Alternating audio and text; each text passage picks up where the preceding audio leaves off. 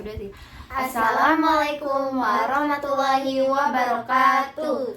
Perkenalkan, di sini saya Saila Nurzara sebagai host untuk podcast kali ini. Dan saya Rahmania Putri Azahra sebagai narasumber pertama yang menjelaskan tentang Daud Bereh. Dan saya ada Nadia yang menjadi narasumber kedua untuk menjelaskan tentang Daud Bereh ini. Ya, kami dari kelas 12D1. Ini tugas dari Bu Mahlil, kita membuat podcast ini. Karena podcast ini sangat penting sekali untuk kita bahas, biar kita tahu lagi tentang tokoh-tokoh, perjuangannya, Dan peran penting mereka atau peristiwa-peristiwa yang mereka alami dalam revolusi kemerdekaan Republik Indonesia ini. Tanpa tunggu lama-lama lagi, mari kita masuk ke podcastnya.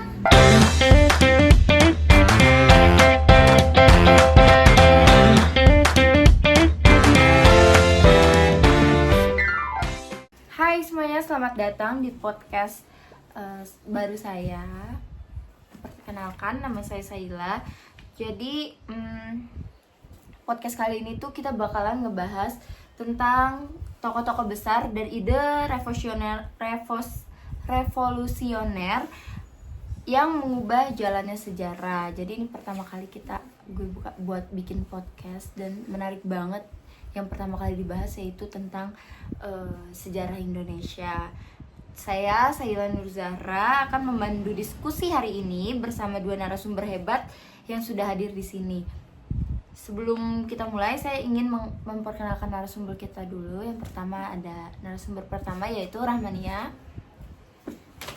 Sini. Jangan mau apa-apa dulu.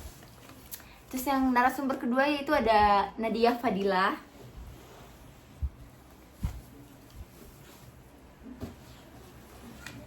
Nah, coba perkenalin nih, namanya siapa? Halo semuanya, nama aku Rahma. Jadi di sini aku menjadi narasumber pertama yang akan memperkenalkan salah satu tokoh besar ke kalian semua. Dan selanjutnya ada narasumber kedua. Halo, nama aku Nadia. Aku di sini jadi narasumber kedua yang akan bercerita tentang tokoh Daud Bereh. Baik, tanpa berlama-lama, mari kita mulai ke topik pembahasan yang pertama. Oke, sebagai pembuka mungkin kita bisa mulai dengan memahami siapa sih sebenarnya itu Daud Bereh itu siapa dan mengapa beliau dianggap sebagai sosok yang begitu penting bagi terutama dalam sejarah Aceh dan Indonesia. Namanya mungkin bisa jelasin sedikit tentang Daud Bereh, latar belakangnya atau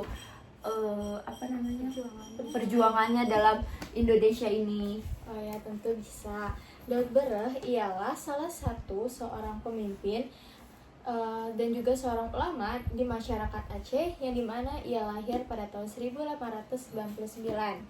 Ia lahir dalam tradisi Islam yang sangat kuat, yang dimana agama bukan hanya sebagai aspek spiritual, tetapi juga sebagai pilar sosial dan politik di dalam masyarakat Aceh.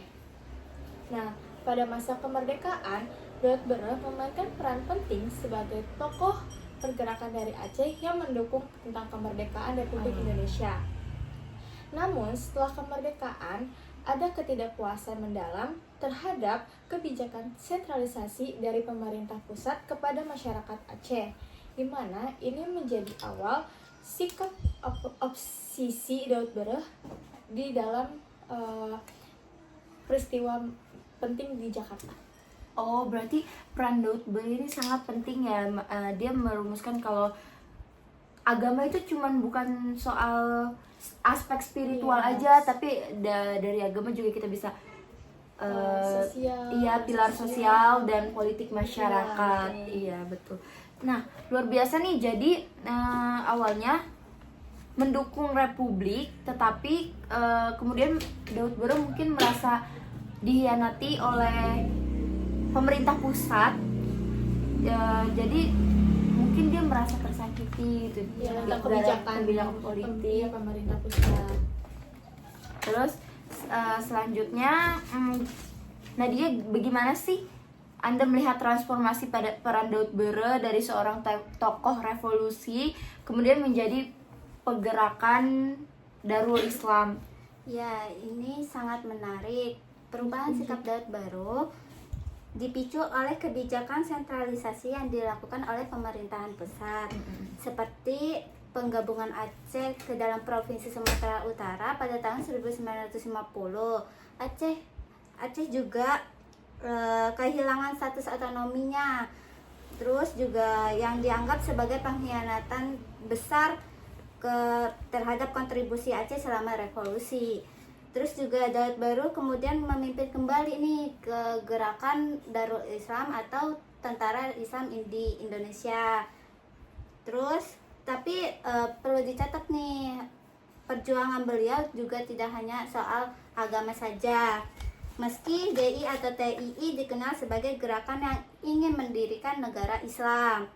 Terus juga ini menjadikan beliau lebih dari sekedar pemimpin gerakan bersenjata, tetapi juga seorang pemikir yang relevan hingga saat ini. Oh iya, berarti dari podcast ini kita dapat pelajaran banget nih, ternyata pada zaman dahulu tuh Aceh sempat digabung oleh Kepulauan Sumatera Utara. Jadi pada tahun 1950 ternyata Aceh itu sempat bergabung dengan Sumatera Utara. Terus juga Aceh juga kehilangan status otonominya nih. Oh, terus akhirnya pada saat itu peran Daud Bereh ini memimpin gerakan Darul Islam untuk di Aceh untuk memimpin gerakan bersenjata gitu. Oke. Jadi banyak banget ya pelajaran yang kita ambil dari Daud Baru ini. Perjuangannya kita jadi tahu ternyata Indonesia tuh juga melewati masa-masa perebutan wilayah, agama. Ya, betul. Nah, berbicara tentang relevansi, mari kita eksplor lebih dalam lagi. Apa inti dari pemikiran Daud Bereh yang membuatnya tetap relevan dalam konteks modern? Ramania mungkin bisa menjelaskan lagi nggak sedikit, karena kan saya sebagai host mungkin kurang tahu ya betul. Nah, inti dari pemikiran Daud Bereh itu adalah tentang pentingnya otonomi daerah dan penerapan syariat Islam dalam kehidupan sosial dan politik. Beliau percaya bahwa daerah seperti Aceh memiliki hak untuk mengelola dirinya sendiri, baik dalam hal budaya, agama, maupun sumber daya alamnya. Terus juga berarti kritiknya terhadap pemerintah pusat itu bahwa sterilisasi telah menciptakan ketimpangan ekonomi ya? Ya betul, karena di mana ketimpangan tersebut pemerintah pusat itu merugikan daerah Aceh yang diciptakan dari ketimpangan ekonomi dan sosial yang merugikan masyarakat tersebut. Gitu. Lalu Nadia, bagaimana Anda melihat relevansi pemikiran ini dalam konteks Indonesia saat ini, terutama pasca reformasi? Menurut saya sangat relevan. Setelah reformasi pada tahun 1998, isu otonomi daerah menjadi sangat dominan nih. Terus juga Undang-Undang Otonomi Khusus untuk Aceh pada tahun 2001 misalnya adalah salah satu bentuk realisasi dari perjuangan yang dulu disusun oleh Daud Baru. Oh gitu ya. Tentu saja perjuangan Daud Bereh ini tidak tanpa pantangan ya guys ya. Apa saja tantangan yang dihadapi sih sebenarnya sama beliau gitu kan, kita nggak tahu. Jadi kita bakalan tanya-tanya kedua narasumber kita ini apa saja tantangan yang dihadapi beliau dalam perjuangannya dan bagaimana hal ini mempengaruhi gerakan sosial di masa kini. Apakah mempengaruhi juga ke masa sekarang, apalagi kan itu pada masa itu sudah berpuluh-puluhan tahun ya. Kita mau tahu nih apa masa kini juga masih terus bersangkutan atau enggak. Coba mungkin mau nanya ke Rahmania, sebenarnya masih bersangkutan nggak sih pada masa kini? Nah, untuk bersangkutan atau tidaknya mungkin masih bersangkutan karena tantangan utamanya adalah operasi militer di mana dilancarkan oleh pemerintah Indonesia untuk melancarkan kegerakan DI atau TII, yaitu juga ada tantangan internal seperti perbedaan visi di antara para pemimpin gerakan dan kesulitan dalam mendapatkan dukungan penuh dari masyarakat. Nah, jadi tuh mungkin di zaman sekarang juga masih sama seperti itu, karena salah satu pihak mungkin ada visi yang berbeda dari pihak lainnya. Terus juga dalam pergerakan sekarang kan juga masih menggunakan operasi militer, di mana kita mengandalkan tentara yang kita miliki untuk menjalankan suatu misi gitu.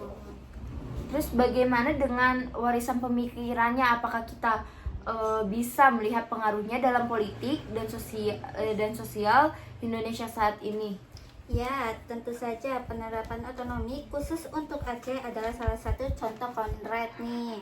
Terus juga selain itu, perdebatan tentang peran agama dalam politik juga menunjukkan warisan pemikiran Daud Baru.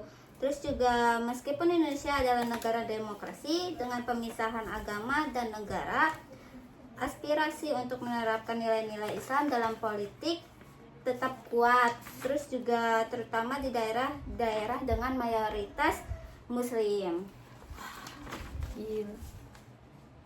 Wah, diskusi hari ini benar-benar membawa wawasan banyak banget. Kita tahu banget ternyata dulu Aceh pernah digabung sama Sumatera Utara. Terus kita jadi tahu revolusi 1998 banyak banget. Dan kita juga jadi tahu kalau agama itu sebenarnya bukan tentang aspek spiritual aja, dan banyak hal lain sebenarnya yang kita nggak tahu. Tapi sayang banget kita cuma bisa bahas sampai sini karena dari judul yang kita ambil itu tentang revolusi Daud Bere.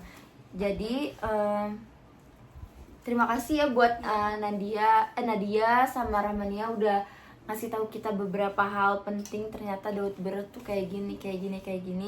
Atas pandangan-pandangan yang sudah informatif menurut saya, dan juga bagi pendengar, semoga obrolan ini memberikan gambaran yang lebih jelas lagi Dan menambah wawasan baru tentang siapa sih ini Daud Bere dan perjuangannya.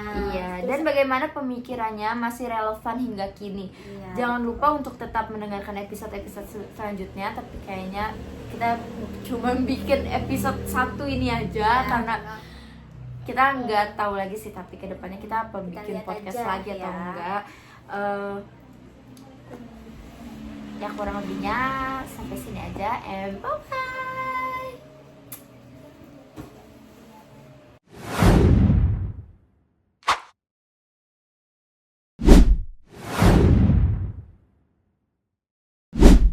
Bagaimana kau merasa bangga akan dunia dan sementara Selanjutnya kita bakalan masuk ke sesi tanya jawab. Pertanyaan pertama, mengapa sih kalian memilih untuk meneliti tentang tokoh sejarah Indonesia yaitu Daud Bere? Nah, fun fact, kenapa sih kita milih tokohnya ini Daud Bere? Kita itu ternyata bukan milih, tapi kita dipilihin sama Bu Mahli. Sudah ditentuin, guys. Betul. Nah, tapi di sisi lain juga untuk mencari materinya, kenapa sih kita materinya tuh gini, yaitu kita memilih untuk meneliti tentang salah satu tokoh yaitu Daud Bere adalah untuk memahami dan mengetahui tentang sejarah Daud Bere secara lebih mendalam, serta untuk mengetahui bagaimana sih peran Daud Bere dan peristiwa penting yang dialami Daud Bere dalam bidang politik, agama, ekonomi, dan budaya di masyarakat Aceh. Pertanyaan kedua, Apa sih kaitannya kisah Daud Bere dari zaman dahulu hingga masa sekarang? Kok masa sekarang atau masa Semarang sih? sekarang. Kisah Daud Bere ini dari zaman dahulu sampai sekarang sangatlah relevan karena itu warisan perjuangan, terus pemikirannya, terus pengaruhnya masih terasa mendalam terhadap berbagai aspek seperti kehidupan yang sekarang. Nah, yang paling penting dengan penjelasan tersebut kita dapat memahami sejarah untuk membangun kehidupan yang lebih cerah. khususnya untuk menciptakan keharmonisan di setiap daerah. Selanjutnya pertanyaan ketiga. Apa aja sih contoh atau sikap yang dampak kita ambil? Yang pertama itu ada komitmen terhadap prinsip Daud Bere, dikenal sebagai pemimpin yang teguh memegang prinsip agama dan perjuangan keadilan. Yang kedua itu ada keberanian dalam menghadapi ketidakadilan. Jadi Daud Bere ini sangat berani dalam menghadapi ketidakadilan di dalam masyarakat. Nah, yang ketiga ada kepemimpinan yang mengutamakan rakyat. Sebagai seorang ulama dan sebagai pemimpin, ia selalu mendahulukan kepentingan rakyat-rakyat Aceh, guys. Gitu deh. Nah, terus yang keempat ada semangat kemandirian, di mana Daud Bere menggambarkan sikap penuh semangat yang yang tidak tergantung kepada pihak lain, tetapi juga dari diri sendiri. Oke, jadi segitu aja sesi Q&A-nya sedikit, tapi nanti mungkin kita bisa sesi tanya jawab lagi ya. Thanks for watching and Bye-bye. bye-bye.